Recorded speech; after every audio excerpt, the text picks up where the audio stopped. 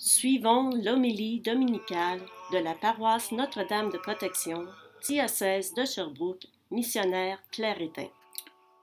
Bonjour, chers frères et sœurs. La paroisse Notre-Dame de Protection vous présente l'homélie du 6e dimanche du temps ordinaire, année B. Dans ce livre de Lévitique qui nous est présenté ce dimanche, Dieu parle à Moïse et Aaron son frère en ces termes. Quand un homme aura sur la peau une tumeur, une inflammation ou une pustule, qui soit une tache de lèpre, on l'amènera auprès d'Aaron ou à l'un des prêtres ses fils.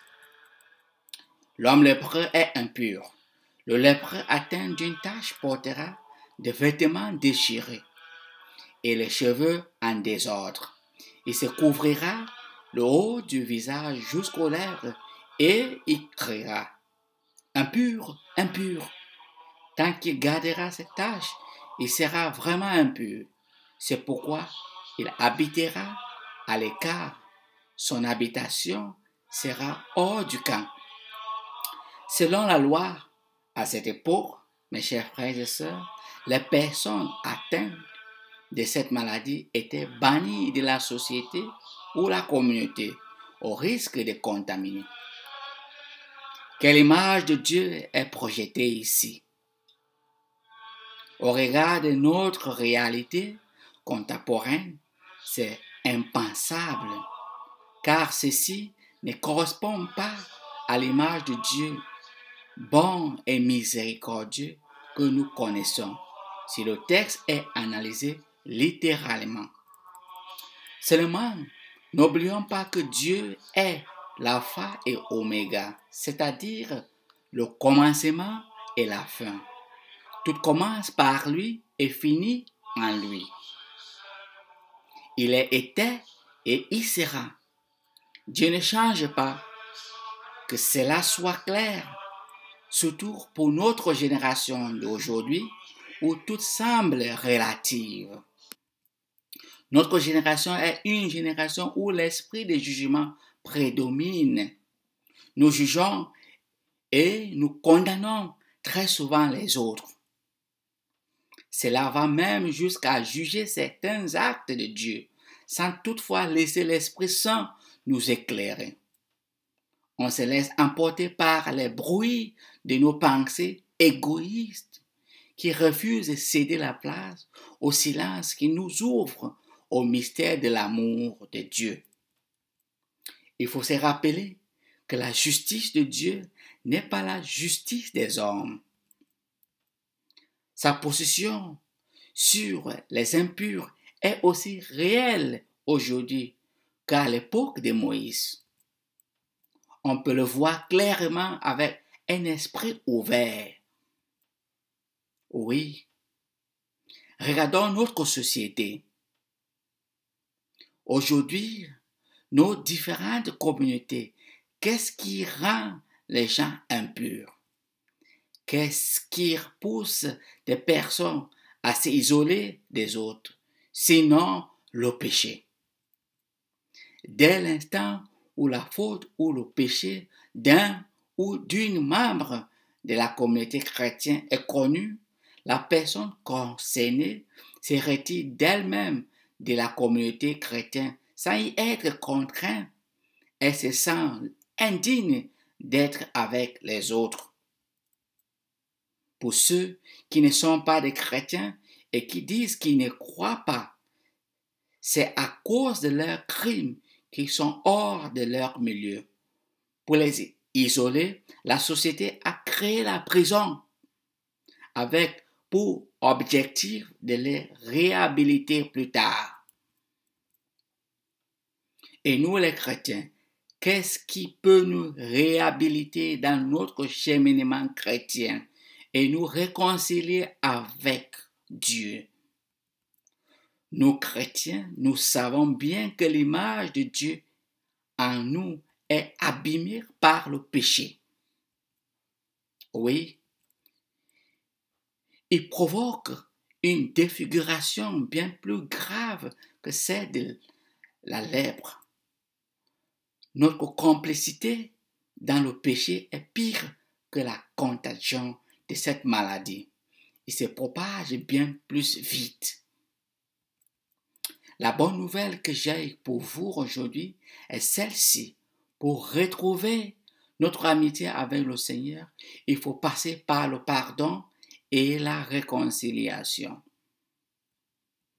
Malheureusement, les chrétiens de nos jours n'aiment pas qu'on leur rappelle qu'ils ont péché et qu'ils ont besoin d'aller se réconcilier avec Dieu dans le sacrement du pardon.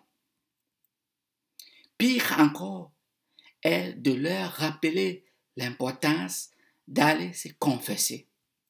Oh là, dans leur orgueil, ils vont se dire, ils ont la connexion directe avec Dieu. Pourtant, avant de commettre ces péchés, ils avaient déjà la connexion directe avec Dieu. Dommage, car notre génération est ignorante du pouvoir que Jésus a mis dans le sacrement du pardon. Plusieurs chrétiens se sont laissés aveugles par les faux enseignements de certains faux prophètes. Pourtant, le Seigneur nous dit, « Mon peuple est détruit parce qu'il lui manque la connaissance. » Osée chapitre 4, verset 6. Dans l'évangile de Matthieu, au chapitre 7, verset 15, Jésus nous met en garde quand il dit, « Gardez-vous des faux prophètes, il vient à vous en vêtements de brebis, mais au-dedans ce sont des loups ravisseurs. » Chers frères et sœurs, si nous, chrétiens, savions comment Dieu guérit et purifie dans le sacrement du pardon, tous ces enfants qui vont sincèrement chercher à se réconcilier avec lui, je suis certain qu'un mois ne passerait pas sans qu'ils aillent se réconcilier avec Dieu. La Vierge Marie, qui connaît la puissance de ce péché, la puissance de ce sacrement, dans un de ses messages à Fatima, nous encourage à aller à la confession, si possible une fois par mois. La catéchisme de l'Église nous suggère d'y aller au moins une fois par an. Je le sais, beaucoup oublient la dernière fois qu'ils y sont allés. Notre société applaudit le péché. C'est le triste constat. Tous, nous sommes des saints. Bravo! C'est ce que beaucoup désirent entendre puisqu'ils se contentent de pécher. La sainteté, c'est ce à quoi nous aspirons. Ah oui. Monseigneur Cyr, l'archevêque actuel du diocèse de Sherbrooke, dans une de ses homélies, disait que, je cite de mémoire, c'est dommage que nos chrétiens préfèrent qu'on leur parle du manque d'amour au lieu d'appeler nos péchés péchés. Voilà la situation décrite aujourd'hui de notre ère. Certains se voulant modernistes matent avec cela modernisation. Quel argument! Ce qu'on appelle le mensonge aujourd'hui est, était et sera toujours le mensonge. Comment pouvons-nous moderniser le mensonge, chers frères et sœurs? Une génération plus attirée par la futilité que la sainteté. Quel dommage, pourtant c'est la triste vérité. Mes chers frères et sœurs, ce dimanche, j'ai une bonne nouvelle pour vous. Aujourd'hui encore, Jésus pardonne nos péchés. Oui, aujourd'hui, Jésus nous appelle de venir vers lui. Jésus pardonne tous les péchés. Si nous reconnaissons juste nos péchés et si nous lui demandons pardon, Jésus ne demande pas beaucoup. L'évangile de ce jour nous présente un lépreux face à Jésus. Dès qu'il a vu le Seigneur, il s'est souvenu qu'il avait quelque chose en lui, lui qui le mettait à l'écart des autres. Il a reconnu qu'il avait quelque chose en lui qui le bloquait, l'empêchant de progresser dans la vie comme les autres. Oui, même dans cette situation, il s'est engagé pour aller vers le Seigneur. Même dans cette angoisse, il a le courage, dès qu'il a vu le Seigneur, en tombant à ses genoux, lui dit, si tu le veux, tu peux me purifier. Jésus, un Père plein de bonté et de miséricorde, il ne réfléchit pas comme toi et moi. Allez d'abord le juger pour savoir s'il mérite d'être guéri ou pas. Non. Jésus, notre grand frère et notre Dieu, de son côté, saisi de compassion, selon l'évangile d'aujourd'hui, étendit la main, le toucha et lui dit, « Je le veux, sois purifié. » À l'instant même, la lèpre le quitta et il fut purifié. Voilà un grand miracle. Toi aussi qui m'écoutes, tu peux crier au Seigneur comme le lépreux. Jésus, si tu le veux, tu peux me purifier. Ne regarde pas ton passé, non. Mets la honte et l'orgueil de côté, comme le lépreux a fait. Et Jésus va t'accueillir avec un cœur chaleureux. Et tu vas ressentir la paix, la joie et l'amour que personne sur la terre ne peut te donner. Même si tes frères, sœurs ou amis t'ont rejeté comme le lépreux, et t'es rejeté, Jésus tend ses deux mains parce que tu mérites d'être son enfant. La lèpre était contagieuse, mais Jésus a brisé cette barrière et l'a touché. La lèpre ne l'a pas contaminé, c'est plutôt lui qui a contaminé le lépreux en lui donnant une vie nouvelle, une vie nouvelle. Pas seulement une vie nouvelle, mais aussi la bonne santé et la sainteté. Voyons donc comment Jésus, notre Dieu, est prêt à nous accueillir et nous bénir abondamment. Pourquoi nous laissons-nous emporter par nos petites sagesses qui ne nous ouvrent pas la porte de la fontaine de l'amour de Dieu? Saint Paul nous dit dans sa deuxième lettre aux Corinthiens, chapitre 12, versets 9 à 10. Le Seigneur m'a dit, ma grâce te suffit, car ma puissance s'accomplit dans la faiblesse. Je me glorifierai donc bien plus volontiers de mes faiblesses, afin que la puissance de Christ repose sur moi. C'est pourquoi je me plais dans les faiblesses, dans les outrages, dans les calamités, dans les persécutions, dans les détresses, pour Christ, car quand je suis faible, c'est alors que je suis fort. Chers frères et sœurs, voici le carême qui est à nos portes. C'est un moment de grande réconciliation avec Dieu. Ne reste plus derrière, ta place est devant. Ne te condamne pas, Jésus ne t'a pas non plus condamné. Aujourd'hui, le psaume 32 nous dit, heureux l'homme dont la faute est enlevée et le péché remis. Heureux l'homme dont le Seigneur ne retient pas l'offense, dont l'esprit est sans fraude. Je n'ai pas caché mes torts. J'ai dit, je rendrai grâce au Seigneur en confessant mes péchés. Chers frères et sœurs, levez-vous et allez vers votre Dieu tel que vous êtes. Il vous aime comme ça. Je prie pour vous afin que la grâce de conversion qui a touché Saint Paul,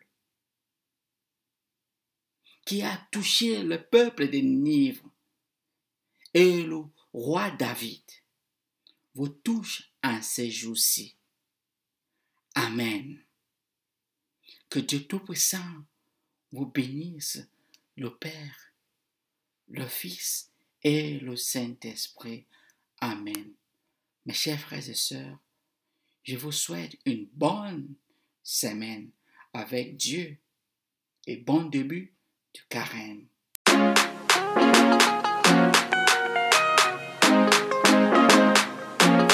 Come down, Holy Spirit, come down, eh, come down, eh, come down, Holy Spirit, come down, eh, come fill my soul.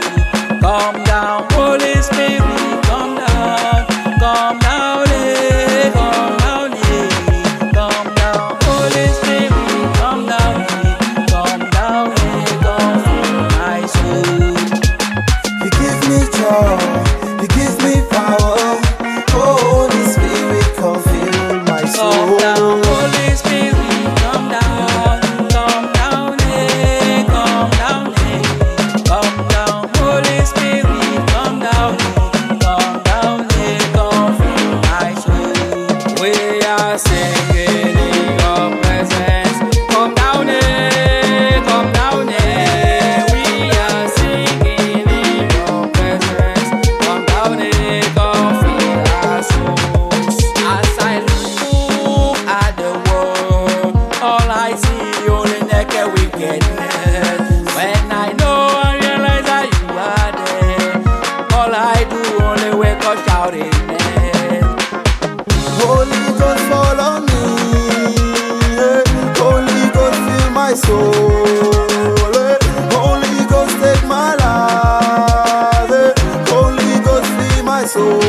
Come down, Holy Spirit, come down, eh, come down, eh, come down, Holy Spirit, come down, eh, come fill my soul. Aye, Holy Ghost, eh, fall on me, fall on me. Aye, aye, Holy Ghost, fall on me, fall on me. Même si les hommes nous détruisent tous, nous allons lever dans les bénis et louer. You give me joy, you give me power. Holy Spirit, come fill my soul. Holy Ghost, fall on me. Holy Ghost, fill my soul. Holy Ghost, take my life. Holy Ghost, fill my soul.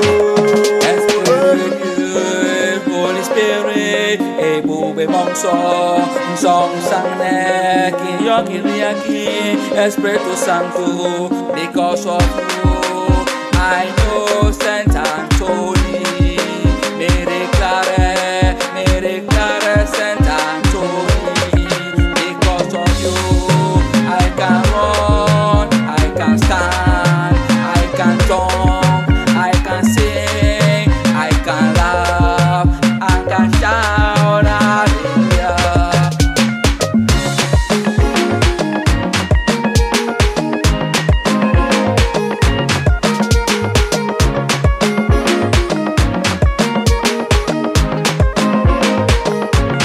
Come down, Holy Spirit, come down, eh, come down, eh, come down, Holy Spirit, come down, eh, come fill my soul. Holy Ghost, fall on me. Holy Ghost, fill my soul. Holy Ghost, take my life. Holy Ghost, fill my soul.